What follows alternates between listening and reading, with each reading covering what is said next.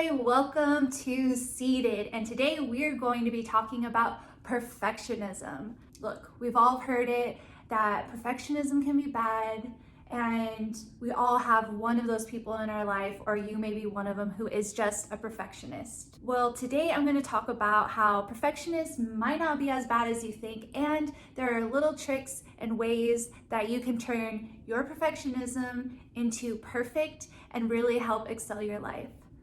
Thanks.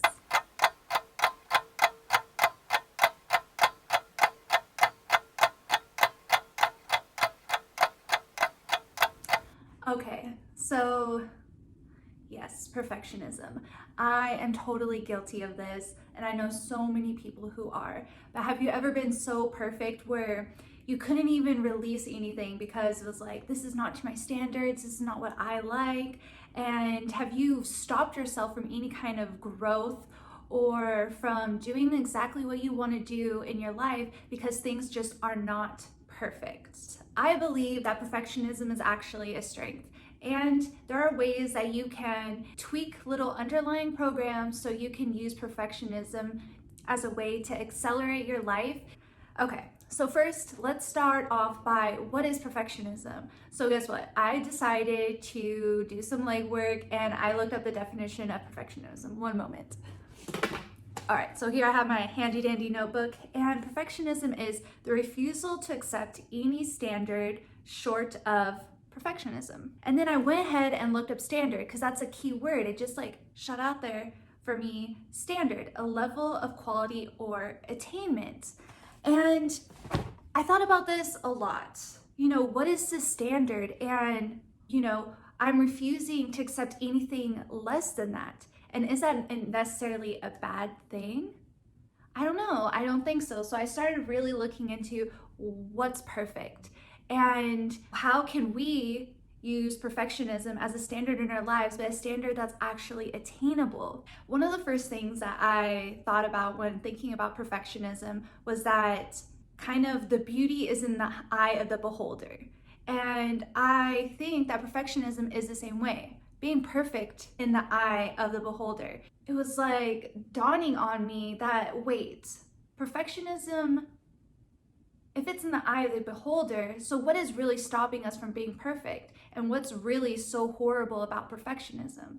And really, not a shocker here at all, what I came up with is what's blocking perfectionism for you and blocking you from really doing things perfectly is what is your standard of perfectionism. And is your standard of perfectionism based on what other people think is perfect? So yeah, I know. Most of us do, right? There has to be some standard in society to decide, have some sort of mark where this is where we want to hit, this is what we want to attain, this is what we want to be like. But as a creator, just like God, the creation is going to be perfect only in the eye of the creator. So doing anything less than that is not perfectionism. So as soon as you take away what your measuring standards of perfectionism is and deciding that, okay, I'm going to do things perfectly for myself and how I like them to be, and I'm going to take away everybody else's standards and what everybody else thinks, because that doesn't matter. I am the creator. I am the creator of my world. I'm the creator of my life. I am the creator of my projects, etc., etc., etc. I mean, we're not the creator of the universe, but we are the creator of our own universe. And that's what's so amazing about being on Earth today and being in the 3D is that we can materialize and create everything that we really want in our life. But if we're held back by somebody else's standard of perfectionism or somebody else's standard of what is perfect, then we can't create our own desired reality based on our own perfectionism.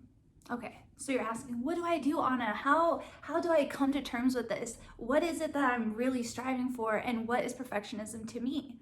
Well, I would start off with journaling. What does it mean to you? And what are those self-limiting beliefs that surround doubts and fears and overly critiquing your creative work? Once you kind of journal your thoughts down and journal your emotions and what you really think is perfect, in your eyes, maybe that is, you know what, It's perfect because I gave it my all. You know what? It's perfect because I was able to put my own flair on it and do it in a style that I love. You know what? It's perfect because I hit all the points. I made my transitions beautiful. You know what? I think it's perfect because I worked all night on it and it came out not exactly what I thought it was going to be because I was exhausted and I worked all night on it, but it turned out exactly what I hoped for it to be.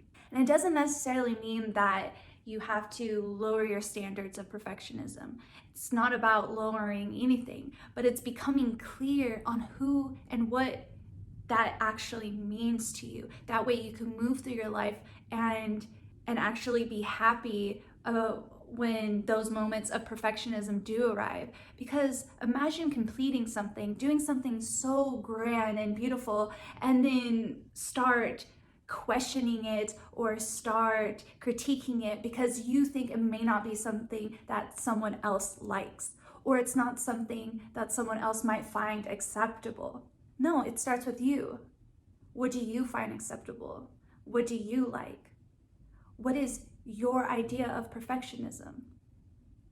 And is it something that is sustainable and healthy for me that I could carry on throughout my whole life?